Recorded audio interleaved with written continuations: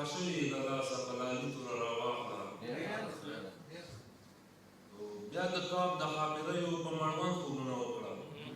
بیا د تواب د ښاپېریو په مړوند خوبونه وکړه. د دیوانو لښکر مات کړه. جلالي توره راواخله. لرو برو پښتنو ته داسې ووایه نایله. لرو برو پښتنو ته داسې ووایه نایله چې د یو او بل په نوم د ننګیالي توره